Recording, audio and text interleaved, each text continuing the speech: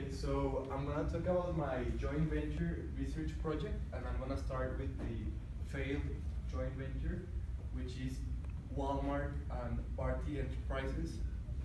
First, Walmart. We all know what's Walmart. It's the biggest retail corporation in the world. It's located pretty much in every single continent apart from Australia and Antarctica, for obvious reasons. And it is a huge chain of hypermarkets.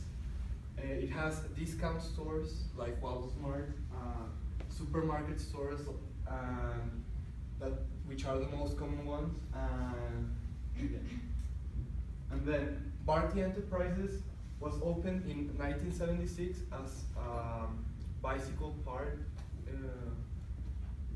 company, and after some decades, they massively expanded around India in the telecommunication industry, insurance, retail, and food markets like Walmart, and it's India's largest transnational business.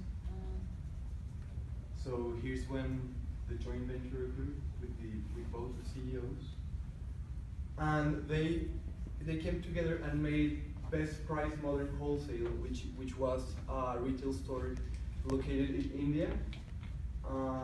It lasted 6 years, and they opened 20 stores all over India in 20 major cities.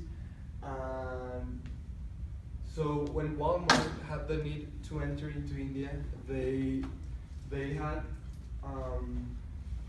it's a policy in India that when you join, when you want to enter into business, you have to join with another business and open another business.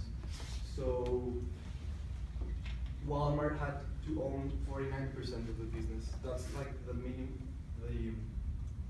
how do you call it? Like the minimum amount you require of that business you open with another firm. I don't know if I explained myself. Yeah. So this is Best Price Modern Wholesale this is I think in New Delhi, India. And why did it fail? Well, Bharti's company, another telecommunication company independent from this company, had a billionaire debt of $12 million, and they also declined their profits for the 12th time. And so Bharti had to focus in this situation, and they kind of like didn't focus enough in wholesale market, the company they opened with Walmart. And retail stores have, like in common, in general, they have a hard time with profits because they require high cost and a really narrow possibility of margins. So, and then when this business started, they lost $60 million, and it was only 3 years. And in India, there's some governmental policies that you need to source 30% of the products you sell locally. So imagine they had 20 stores all over India. So it's quite costly to take 30% of your products from a local city in India, because it's a multicultural country and each city has its own unique products. So can you imagine the cost of that, to make the research in each city to get the products from that city? So here's a clear example of why India is multicultural. It's huge. And then this is my second joint venture, which is successful today, and it's called India Synthetic Rubber Limited, which was founded by the joint venture of 3 businesses, which is Indian Oil, which is like Indian Pemex, and TSR Corporation, which is a Taiwanese corporation, and Marubeni Petrochemicals, which are Japanese. ISRPL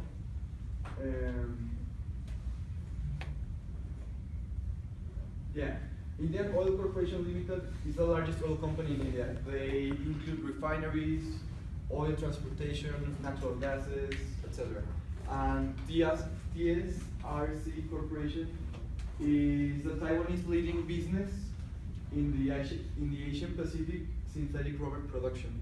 And Marubeni is one of the top 10 biggest trading corporations in regards with oil around the world. And synthetic rubber facility, yeah, ISRPL make 100% quality rubber, quality bottling rubber, which that's the name of the rubber they produce. And this type of rubber is used in all industries around the world, especially when they produce tires, mechanical goods, flooring, adhesives, sealing hoses, fashion, industrial protection, and they also sell products to 3M. I don't know, is that how you call it? 3M. They also substituted all rubber imports to India, 100%. They are environmental friendly with their operations. They really care about customer satisfaction and is the most preferred rubber suppliers in Asia. So they accomplished in every single sector that a company requires, which are customers, employees, because they have a really good teamwork. They have lots of collaboration from all of the CEOs. It's a healthy environment and also sustainable. They cover all necessities in industries and they offer lots of opportunities. Here's an example of why they are environmental friendly. They don't use groundwater. They have gas and hydrocarbon leak detectors, and yeah, it's just an example. So here's a contrast from Walmart Party and ISRL. Party and Walmart's mistakes were that it's really risky to open a retail business, high cost and our margins, as I said before. And they didn't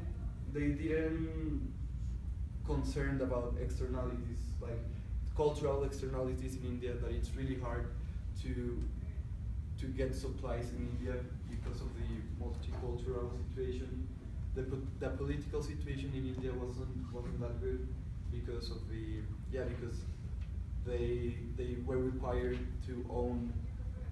I mean, they were required to get 30% of the products locally, and yeah, the economic externalities as well. And ISRL, they have exceptional team collaborators. They are like the perfect team because Indian Oil has all the raw materials you need to produce rubber. And then TSRC, the Taiwanese company, they have well knowledge of rubber manufacture, because they provide scientific research, processes, and control. And Marubeni, the Japanese one, they are well known for traders. So you get the raw materials provider, the manufacturing providers, and the trading providers. So it's like the best team ever.